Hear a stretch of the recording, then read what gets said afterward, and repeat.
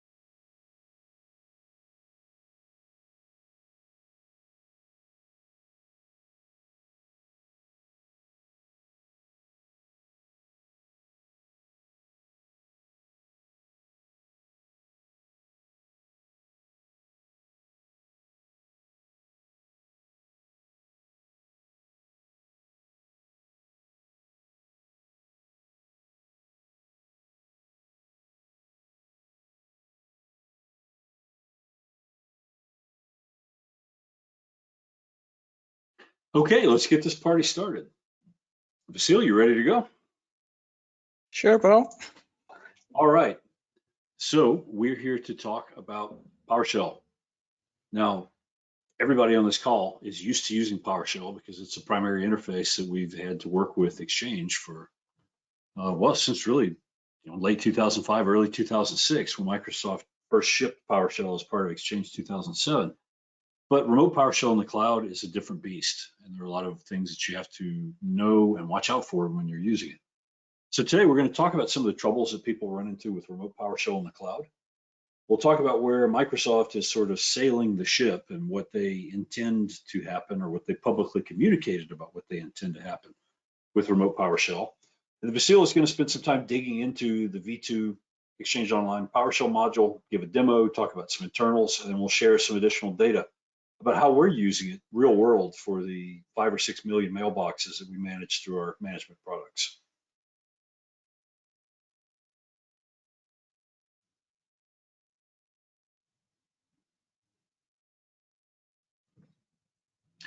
So when you think about the way PowerShell was originally built, it reminds me of SMTP in some ways. The architects who designed SMTP never foresaw the scale it would grow to and how people would be using it and the threat model that the protocol would face.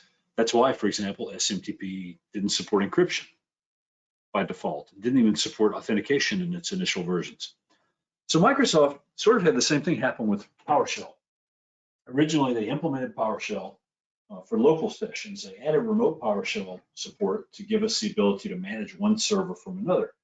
It was good, but the landscape that we're in now with cloud-based services that are accessed and run across the internet is just very different than what Microsoft originally had in mind. So a couple of years ago, they made a strategic decision and said, from now on, we're going to use Microsoft Graph as our preferred access method. Now, and there's the cat right on time. This is a little bit of a misnomer because the graph itself is an API, but the transport for it is just REST requests across HTTPS. So this is good and bad. The good is that having a REST-based API means you can use Graph in a lot of scenarios and a lot of applications where PowerShell might not be appropriate.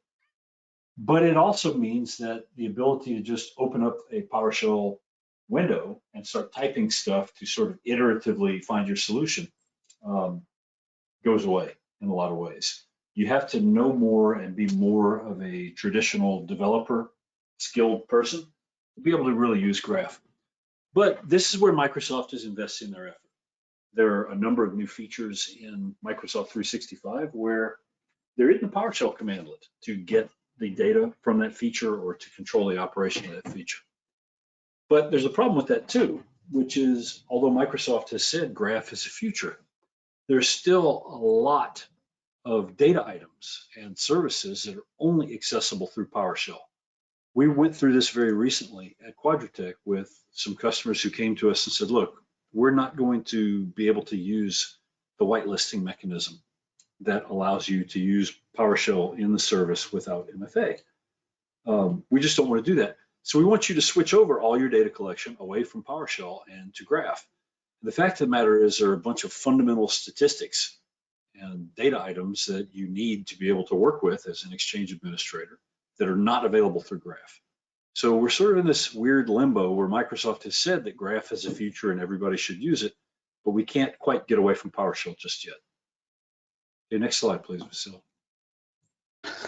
Thanks, Bo. I guess I could take over from here and basically just give a quick reminder of the different types of, let's say, tips we've developed over the years to handle the issues that arise from using remote PowerShell in the cloud. So those were all subject to our previous webinars, so I will those in details. At the end of the slides, there is a resource section. You will have links to the recordings there, so feel free to go ahead and rewatch them for additional details if needed. And by now, I suppose many of you are already familiar with all of these. But to just summarize the different tips we usually recommend when dealing with long-running PowerShell scripts, and in general PowerShell for the cloud, is first of all to just make sure to fetch just the data you need, because by default it simply returns too much data. The output of get mailbox contains like, I don't know, 300, 400 properties nowadays, and you usually need only a handful of those, if not in some cases even one. And just this overhead can add issues, can increase the slowness and impact the reliability of the session in some cases. Then when you are fetching data, again, it might be a good idea to fetch just the data you need here I mean just the objects that you need, and for that you can use different types of filters, with the server-side filters usually preferred because again it will minimize the amount of data that travels over the wire. We are also usually giving the recommendation to avoid using the pipeline and use full script with robust error handling where possible, just to be able to handle all the different types of issues that might arise from this situation of running PowerShell in the cloud. Reusing data where possible, of course, goes without saying. If you don't need to fetch all the data you previously acquired, just store it somewhere, be it a CSV file if you use the simplest method, or some SQL database or whatever. And as Paul mentioned, yeah, the preferred method probably going forward will be to rely on other APIs where available. For example, this could be the Azure AD commandlets, which are sort of a wrapper against the Graph APIs, or you can just call the Graph APIs directly and fetch the data, assuming it's actually available via other means. And because, yeah, we had a lot of issues with sessions dropping in the middle of a commandlet or a script running, some logic is usually added to your script to reestablish sessions periodically, destroy the old session, create a new one. So all these recommendations and more are actually summarized in this great PowerShell module, which one fellow from Microsoft actually is working on, and you get the link here. You can download and play with it if you are still running some such large scripts. And the last recommendation we usually give is to use multiple accounts in parallel, especially when you have to run a commandlet against, let's say, hundreds of thousands of objects. Simply relying on a single account might take too long. So all these items which are marked with asterisks here will be addressed in one way or another by the new REST-based commandlets, and we'll see in a few slides just how this will happen. But before we switch to that, short reminder of what Microsoft is actually doing here. Just let's go over the architecture slide, so to say it, real quick. So this is what we've had so far. This is sort of the architecture behind running remote PowerShell, not only in the cloud, but in your on-premises infrastructure or your data center. So you have the client basically talking to a front-end server, which on its own talks to the, let's say, backend via the WS-MAN protocol. You execute the command, that it travels over the wire. On the backend, something happens, the data is processed, the business logic runs, you get the result back, it again travels over the wire, and it gets inputted in your local session there. So this process might look simple enough, and you might even expect it to be robust enough, but over the years, we've run into tons and tons of issues on each of these steps here. And we've come to realize that basically in the cloud, things are not as reliable as they should be. Who among you haven't, for example, run into an error telling you that there was a change in the domain controllers, and you basically have to start the commandlet or the entire script anew. Whenever a disconnect happens for any other reason, be it a network fluke or anything else, there was zero retry resume support. So again, you had to start from scratch. I already mentioned that the full object is always returned. So this means a lot of unnecessary data travels over the wire.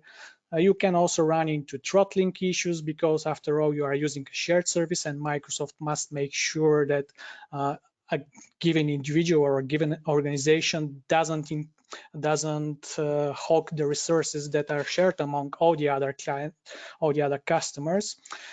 And this slide basically summarizes some of the performance and reliability issues we've come to expect from running Exchange Online Remote PowerShell. And the next slide summarizes the vision which Microsoft has to solving this and what's actually implemented now with the REST APIs. So all this information is taken from the sessions that the Microsoft folks did at Ignite. So I'm not going into too many details here. At the end of the slides, again, there are links to those recordings from Ignite and the PowerPoint presentation and so on. So if you need some additional details, you can just go over them. But to summarize quickly how the new infrastructure differs, basically, instead of relying on the WS-MAN protocol, now we are using standard HTTP REST requests. We also have some improved business logic on the backend, which no longer basically gives us improvements in sort of reducing the amount of data returned. So first of all, it's no longer returning the full data, but also there's a lot of optimization being done for the bulk retrieval of data scenarios. So we have support for pagination and so on. We also have some improved throttling, and overall, which is probably the most important part, we have a much greater reliability, and we have resume support for any sessions which might fail for one reason or another. You can simply reconnect back and pick up from where you ended last time, unlike the state which was previously, if something happened and you had to start from scratch. So again, that's a very, very quick overview of what's the new infrastructure. If you need any additional details on it, make sure to watch the sessions from Ignite. And we also spent a lot more time talking about this in our previous webinar. So you can also rewatch that one if you are interested in these details. And this sort of ends my introduction. And now we'll get to the specifics here, basically meeting the V2 module and the new REST-based commandlets. So to get the module, you can simply download it from the PowerShell gallery. It's available now. It's still technically in preview, but general availability should be coming very soon. Because it's now distributed as part of the PowerShell gallery, you can fetch it from anywhere and simply use the built-in PowerShell tools to install it automatically. This differs from the previous versions we've seen, for example, the MFA-enabled module, which we got a few years back, was distributed as click once application, which was not the most convenient way. Yeah, it did provide some auto upgrade functionality, which made it easier for the Microsoft folks to push new versions where necessary. But for the admins or the IT pros which are actually installing it, it was more challenging than just putting something on the PowerShell gallery and installing it via the standard PowerShell tools. So it's sort of a combination of the old style commandlets, which still exist. They are not being deprecated in any shape or form. And adding to those commandlets, now we have 9 or so REST-based, so commandlets which are based on the new infrastructure we just covered, and are optimized for bulk data retrieval and should give you a lot more performance and a lot less issues when it comes to reliability and so on. So this is all bundled together. So when you issue the commandlet, the Connect Exchange Online commandlet, which we'll talk about in a minute, you are actually connecting to both these endpoints, both the new REST-based commandlets will be available, as well as the old style commandlets, which are all still there and available for you. Now, the important thing here is that the module only supports modern authentication. We often get asked about this. It's, of course, an important question nowadays, and Microsoft is also pushing very hard its customers to get rid of basic authentication. So we actually received some questions for this webinar on this. We will cover this part in more detail. But what I wanted to mention here in the beginning is that only modern authentication is supported for the module. Nowadays it supports delegated access and connecting to the Security and Compliance Center PowerShell. This is new compared to the initial release of the module. In our previous webinar, for example, this was not supported at this time, so we didn't cover this information. And I think I already mentioned this, but because of the new infrastructure and some improvements also made in the code of the in how the remote PowerShell sessions are handled, this module has a very robust support for session reconnect and renewal. And because it also supports single sign-on in some scenarios, you will get quite more pleasant experience compared to what you've used to previously. So yeah, it's one of the added benefits of using this module. I covered the click once issue. The backwards compatibility issue is also very important. You don't want to end up in a situation where all your existing scripts simply stop working. So Microsoft has made some effort here to make sure to address the most common expectations, so to say, and you will see in the examples that I will run a bit later on that there is the situation here is very good. I mean, most of the new commandlets will act almost the same as the old ones, and because the old commandlets are still available for you as part of the module, you can also still rely on those, but you can also use the availability of the REST commandlets to make some small improvements to your scripts and benefit from the added performance and reliability of the new REST-based commandlets. And this next bullet is basically one of the benefits that you get here. So if you remember in the beginning when I talked about the different tips, I mentioned that piping is not really recommended. Yeah, it's very, let's say, easy way to string few commandlets together. It's very convenient. It can give you the result you need, but when it comes to fetching, let's say, several hundred or several thousand objects, if something happens there, it will break. So we usually recommend that you, instead of using the pipeline, you construct some more robust script and maybe add some error handling to it and so on. Things have changed actually in this regard with the new module. It's not just about the reliability improvements I talked earlier. It also adds some additional performance benefits because when you use piping now, it also it also gives you multi-threading. So we will see in the demos in a few minutes how much more faster piping few commandlets can work in this scenario. And the last bullet point is to address one of the common questions we are receiving. Will it support PowerShell Core? The current version currently does not support PowerShell Core. If you are running PowerShell Core on a Windows machine, you can actually use the compatibility mode to run it, and it will work just fine.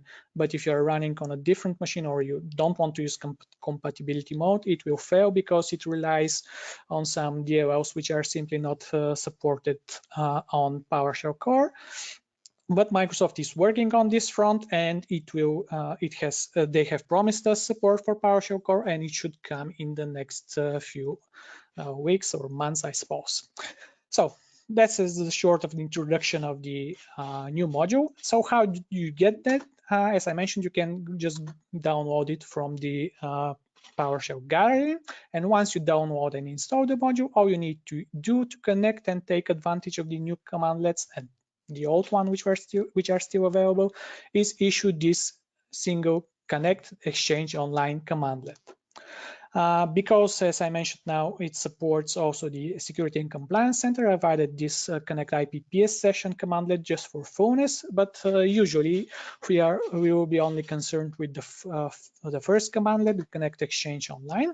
And here I've also listed some of the most commonly used parameters which you will take advantage. So the dash user principal name, for example, is probably my favorite one here, because if you are using Azure AD joint machine, it will automatically sign you in. You don't have to provide any sort of credentials or anything. Now, it's not the same as having a fully automated login, which is again one of the most common questions we've received, and I will talk about it a bit more later on. But it doesn't require you to actually provide credentials. If something happens with the session, it takes care of the reconnect and so on. So you stop seeing any prompts. It's the general idea here if you use this dash user principal name parameter. Now, in some situations, you will not want to actually log in with the credentials for the current user, or you can connect to a different organization for the partner scenarios and so on. In other words, you will have to use the credential variable, which you can still specify with the dash credential parameter. Now, unlike previous versions of the module, or should I say, unlike the standard, so to say, commandlets we used back in the day to connect to Exchange Online PowerShell, using the dash credentials variable does not resort to using basic authentication. It will still be modern authentication here. So it's important to understand this fact. So even though you are providing the credentials, if this user is subject to a conditional access policy or has multi-factor authentication enforced, it might not work. You might have to run the full interactive login experience and provide the second factor. So as I mentioned, now we have support for partner scenarios, for which you can use the /delegated organization commandlet parameter. And we also have support for connecting to Office 365 Exchange Online environments in the other clouds, like the no longer existing Germany cloud or the China cloud and so on, for which you can use the dash exchange environment name parameter. It's all, of course, listed there in the documentation, so you can actually see examples of how to use the commandlet in order to connect to these clouds. I've also added some additional parameters which might be useful for troubleshooting purposes, or if you simply want to understand a bit more on how the module actually works, the internals of the module. So these include the log directory path parameter, which will, when used, will generate a log file containing some additional information about the commandlets you've run and so on. And we also have the standard dash verbose and dash debug switches, which when used will output some additional information inside your online session. And that pretty much concludes my introduction, and we will now switch to the demo. And in order to do this, I will have to switch the screen. So bear a moment with me, and please let me know if you are actually seeing the Windows PowerShell ISE.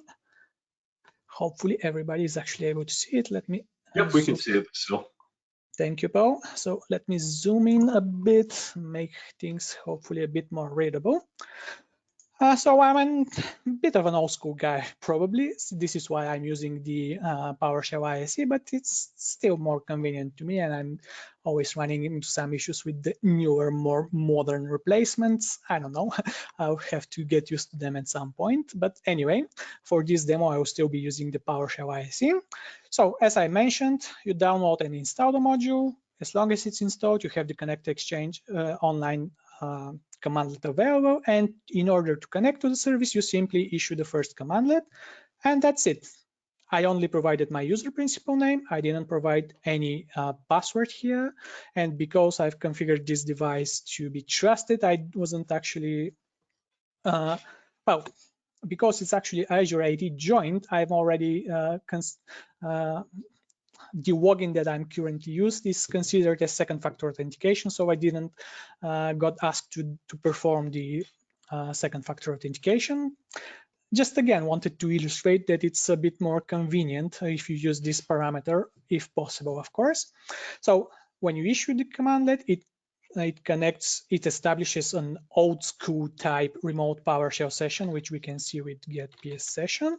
So I will have all the old commandlets available, and I can run the good old get mailbox and so on. But we will also have this list of new commandlets.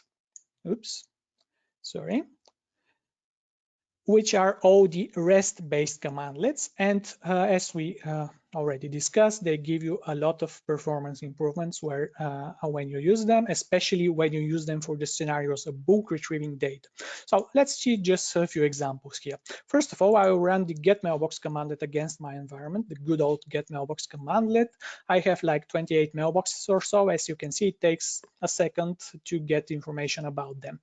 Next, we will do the same thing, but we will use one of the tips we talked about in the beginning, basically running this in implicit remoting session and running it in a way that it only returns just these two attributes, the name and external directory object ID, in effect minimizing the amount of data which travels over the wire and which should in turn bring us some improvements. And as you can see here, in contrast to the first commandlet, the standard get mailbox commandlet, which run, let's say, 0.8 seconds in average, I'm running in half the time now. So what happens if I run the same via the new REST-based commandlets? Let's see. So the first run is always a bit slow. That's the expected behavior, and we'll mention it a bit. I will talk about it a bit more later. But in general, you can see there is I mean, not that noticeable improvement, but overall, it's an improvement in the average time it takes to complete the commandlet. So it's 0.3 seconds. Now, if I run the same for the get recipient, because I have quite, well, few times more recipients in my tenant compared to the number of mailboxes, and because in general the get recipient commandlet is a bit slower compared to the get mailbox one, we will see it takes a bit more time. So the standard get recipient commandlet runs for 2.4 seconds. If I run the trick which supposedly increase the performance here, we will see not that big of a difference, 2.2 seconds at average. But now if I run the new get EXO recipient, the REST-based commandlet, you can see it's 0.3, and that's for 90 recipients, and the performance increase here will just scale the more objects you have. So overall, we've pretty much proven that those new commandlets are quite more faster performance-wise than the old ones. Now, we can continue with some more advanced examples here. So one of the common tasks that administrators are performing out there is to generate some sort of report of the usage of given mailbox, for which we usually use the get mailbox statistics. And if I have to run this commandlet for each mailbox in the company, it might take a lot of time. So usually you just perform a query to get all the mailboxes first, then for each mailbox you run the get mailbox statistics commandlet.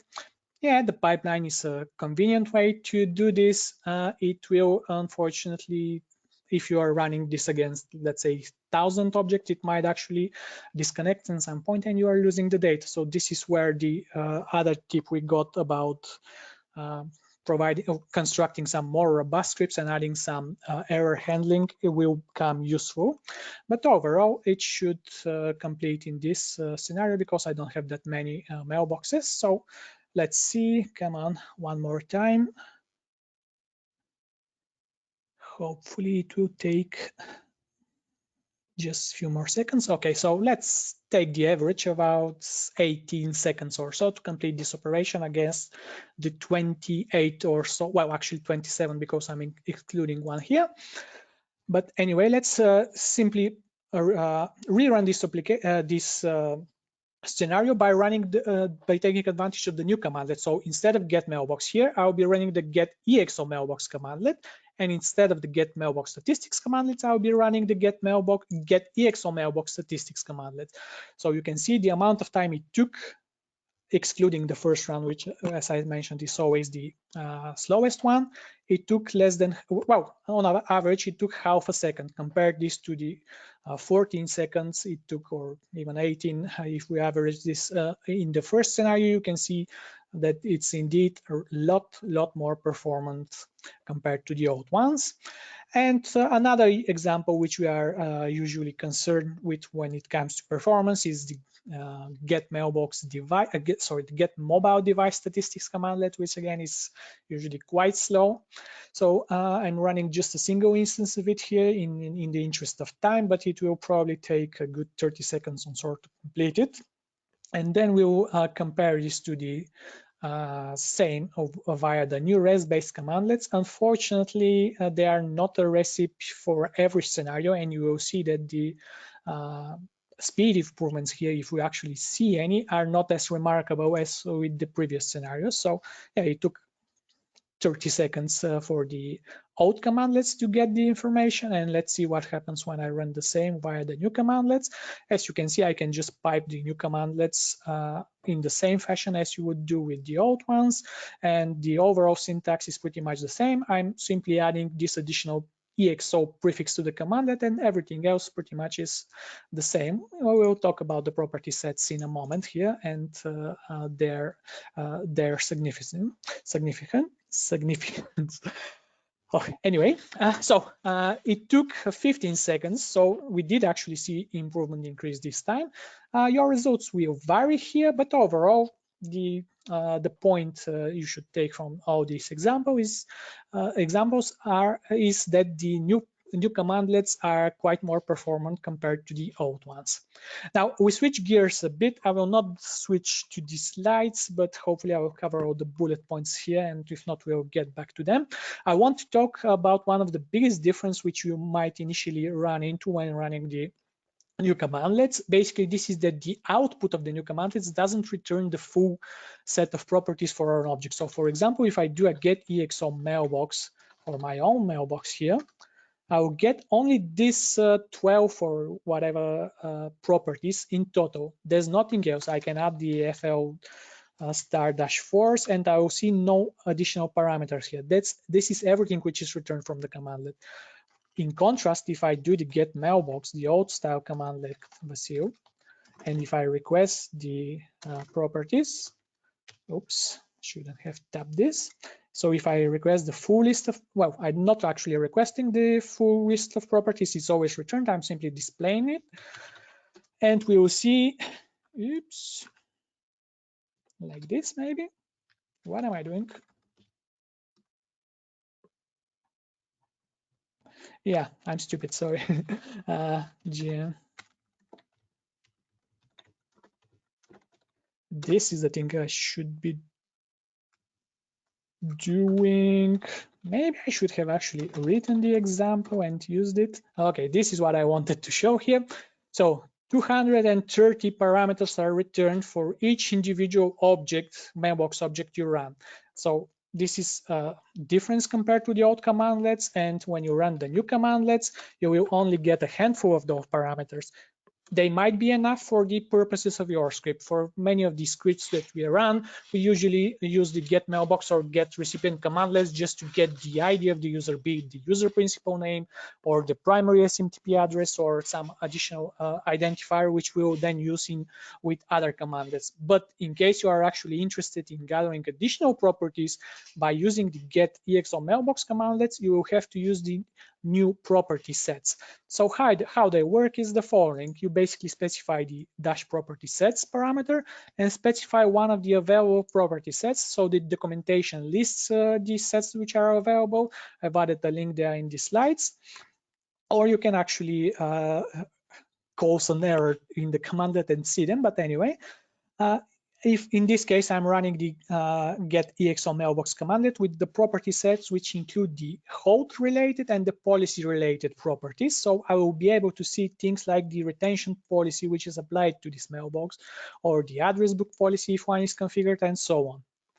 Now I can also specify individual properties if I know the names or if I'm interested in just those, and I can combine the two. I can get the property sets and the properties in the same commandlet and run the same. I'm not sure why I've added the result size here, but anyway, the idea is that whichever sets and individual properties I specify here, they will be visible in the output. So here's, for example, the in-place hosts, which I've requested, and the other ones which are the quote related ones. So I'll see all the different quota related properties returned here.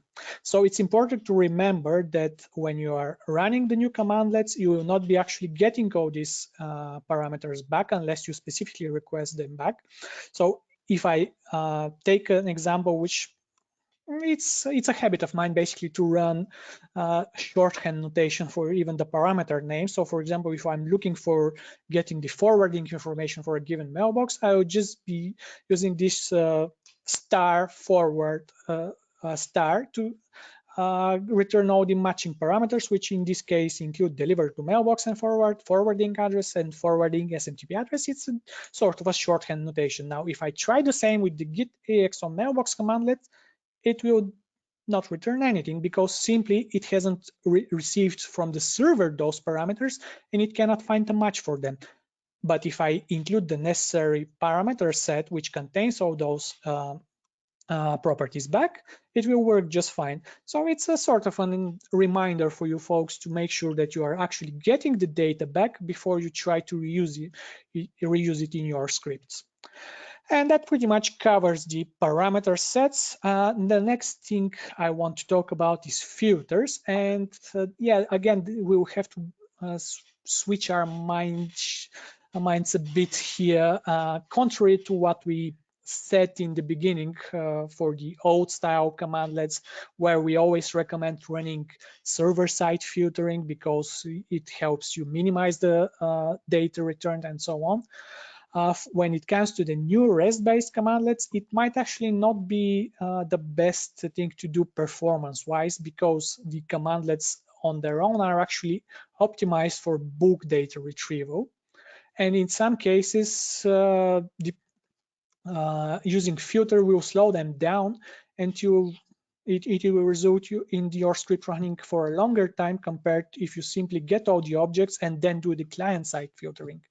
But apart from that, you might still find a use for those in some scenarios. So I've included some examples here, basically adapted common types of filters which we've used with the old style commandlets to the new ones.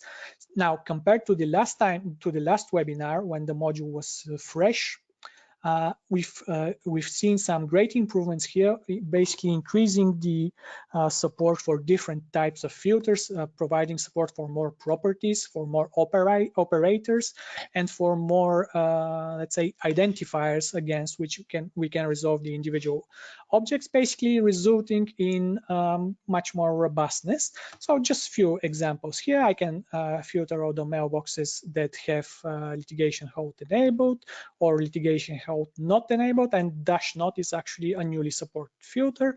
I can use, for example, the not like operator here to return all the mailboxes which not match my name, and I can use greater than comparison to dates to return the mailboxes which were created, let's say, in the past few months.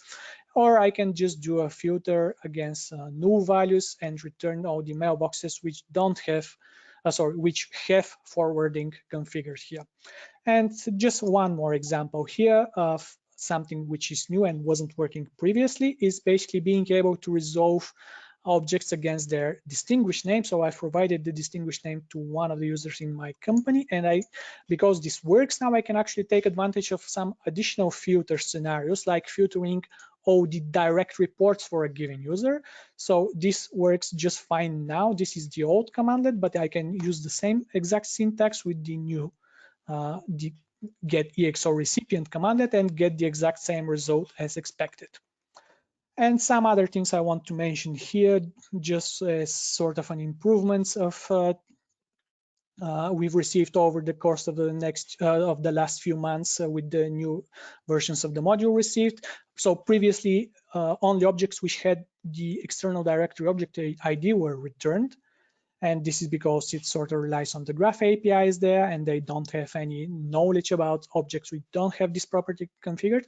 Now the module actually supports them. So if I compare the amount of objects returned from the new commandlet and the old style commandlet, I'm getting the exact same number here. And this is just another example of the filtering usefulness, this new property, which unfortunately is not really supported, but I think I've run a lot of examples here. So let's switch to the slides and let me make sure I haven't missed anything important here. Just give me a second here. Okay, hopefully you can see back the presentation. So just quickly going over the bullet points here. We talked about property sets. We know that only a minimum set of properties is returned by default, and we can request additional properties. There were previously few missing parameters or properties, but those are mostly addressed now, so you shouldn't worry about them. In the beginning, when the module was released, only the external directory object ID parameter was sort of used to resolve objects, but nowadays you can use a lot more attributes such as the name, alias, or DN, the example which we saw earlier, which makes it more easy to use the new commandlets, and again brings this backwards compatibility with your scripts, meaning you don't have to actually change parameters. Now you can simply replace the commandlets. We also now have support for positional parameters, which was also not supported in the beginning, and I covered the filter improvements here. Now, this slide basically gives us also a quick summary of what's new since the last time we had this webinar. So as I mentioned, lots of new versions released, usually once per month, and they all bring a lot of bug fixes and some new features every now and then. I've covered most of this already. So we have support for partner delegations and delegation scenarios. We have support for the security and compliance center commandlets. We have support for prefixing the commandlets now, so you can import the module basically with a prefix. So if you have the, let's say, the on-premises commandlets and the Exchange Online commandlets in the same session, you can use different prefixes for them. You have some new functionality like hiding the banner which listed the new commandlets if you are getting sick of viewing it every time you connect. You have the new disconnect Exchange Online commandlet, which basically breaks the session and clears any tokens you have. And we actually, with the latest release, we received the first set commandlet. This is actually a point which I should have made earlier. All of the commandlets are get commandlets. As I mentioned, it's basically, the optimization is basically for getting data and getting bulk data. And now Microsoft is starting to slowly add new additional commandlets, and this first set commandlet is basically addressing the scenario of managing your Cortana briefing email settings, which is, I suppose, probably useful only for the US folks, nobody else. But we can expect in the future that more and more commandlets are added to the module and more scenarios addressed. So just making sure I don't miss anything important here. Many issues are fixed. This is the point of the slides, many improvements made, and Microsoft continues to make improvements with each new version of the module released. It didn't actually graduate to general availability as were our expectation. We were kind of hoping to position this webinar around the general availability day. Unfortunately, we missed it by, I don't know, maybe a week or more.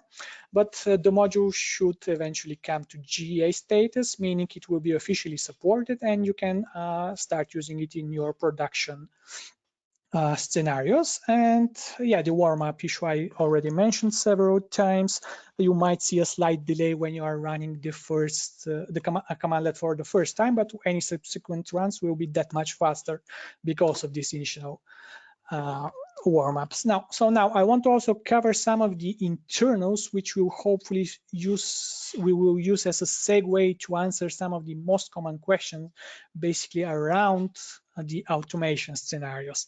So first of all, I'll go to the slides here because I see we're running out of time and I might not have enough time for all the demos. So just want to make sure that you guys understand that the old style commandlets are still available there and the old style remote PowerShell session are still used. So if you look into the session properties, if you do the get PS session and get the properties, you will see that we still have this same endpoints here. We still have the no language mode. We still have the same basic authentication method, which is used to practically proxy the authentication token which you are getting from Azure AD. So you are still using modern authentication in effect because you're authenticating with a token. This long string here is an access token which you are getting from Azure AD and providing to the Exchange Online backend. So you are effectively using modern authentication, but the mechanism over which this authentication is sort of travels the wire to the backend is still the good old basic WinRM method from PowerShell. And I know some of you already asked about this. You cannot actually disable the WinRM basic authentication if you want to use the connectivity to the Exchange Online PowerShell commandlet at this point. Without it, only the new REST-based commandlets will work, and as I mentioned, they only cover just the get scenarios currently. If get is all you need, you will be fine, but overall, it's not sufficient currently to run just this. But because it's a token authentication, if you know how to word the token, you can actually get some additional details about the how this runs internally, so to say. So if you just go ahead and decode this token, which is this screenshot illustrates, you will see all the details about which resource you are contacting, which application you are using, and which permissions this application has. Now, the important part here is that these permissions are sort of internal for Microsoft. You cannot actually create your own application and grant these permissions and then take advantage of different authentication methods, which might be more convenient, like, for example, using client secret instead of user credentials. But what you can do is, because you know all this information now, you can actually use this sort of as a hack to get connected. And let me actually switch to a quick demo here. Hopefully it will take just a minute. So this all summarizes the fact that it's still using the basic authentication and so on, and we have a token and parsing it. But because I know all this information now, I know how to actually obtain a token. I can vote the binaries or just issue the necessary commandlets to obtain token directly from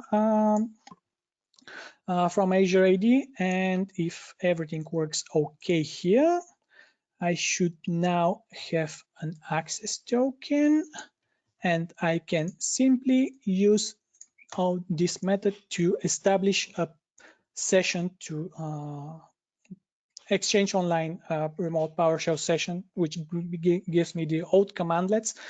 Well, I should have broken the previous session, but anyway, it will work. Trust me on this. So I can establish a session to the old commandlets automatically, basically without having to use the module. Unfortunately, this will not help you a lot because, again, you still have to provide the credentials and you cannot use it in a fully automated manner. What you can use, however, is the new graph, REST API-based endpoints, and you can call them directly. So again, I have the because I've already actually obtained the token, I will simply reuse it.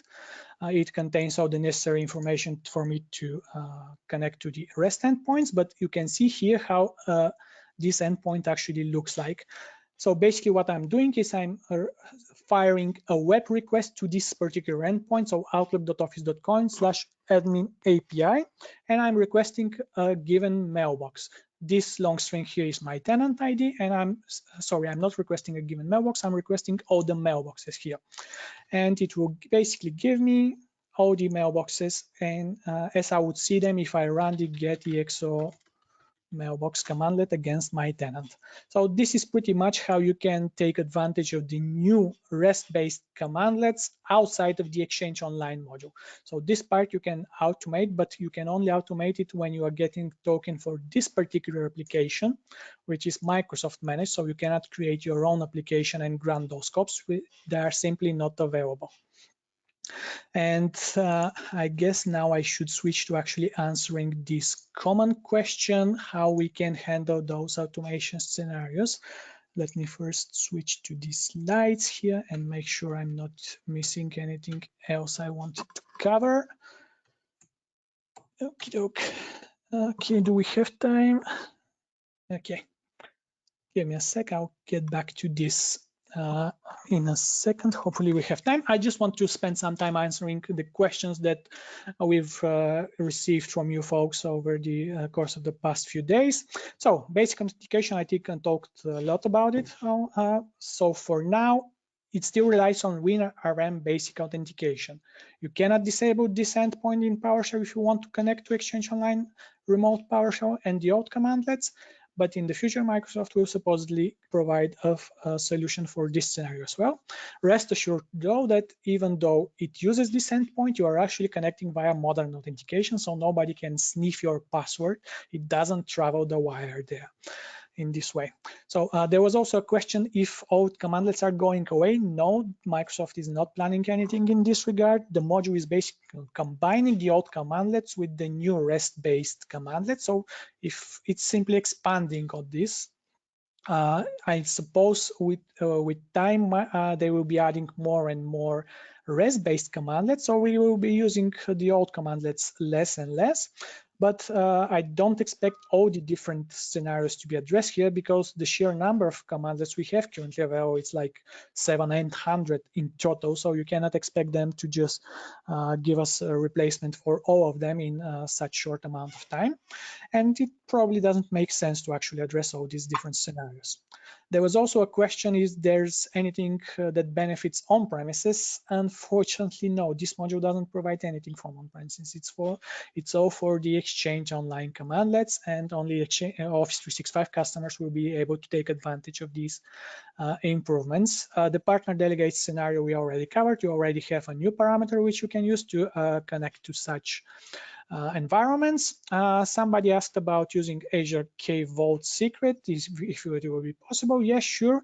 As long as you are able to fetch the secret directly from your PowerShell script, you can store it in a secure string or any other method, and then pass it to the module in order to establish to get a token and establish a session, just like the demo, the quick demo which I showed a minute back. As long as you have all the necessary information, of course, like the app ID and the return URI and so on. The slides will be available for you after the webinar, so you can just copy it from there. And finally, we are getting to the most common question, which is around automation. So the demo which I showed should sort of serve as an illustration of how you can automate at least parts of this. But this demo is again running into the context of a user. It's using the delegate permission flow, meaning that somebody actually needs to provide credentials for it. In my case, because this is an Azure AD joint machine and I'm using the credentials which correspond to the account which is joined in Azure AD, I don't actually see a prompt there, but it's all happening behind the scenes, and it's still authenticating me via MFA.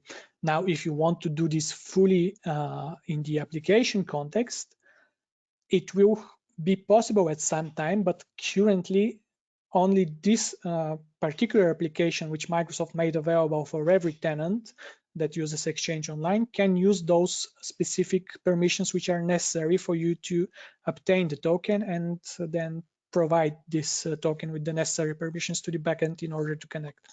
But what I can see happening in the future is that Microsoft will basically provide us new scopes, which we can then use to assign permissions to applications that we create. And because we will be able to create such applications, we will be able to use all the other different methods which are available for us to authenticate against the Graph API and obtain a token. And this will include things like using client secret, so this very long string which replaces the password in this scenario, and will include scenarios like certificate-based authentication, which basically require you to have a certificate installed on your machine and then provide it as a proof to Azure AD in order to obtain a token. And Microsoft is actually already running a preview for these scenarios, and it was again one of the points we wanted to address in our webinar, but unfortunately, we didn't guess the correct date on which to run it.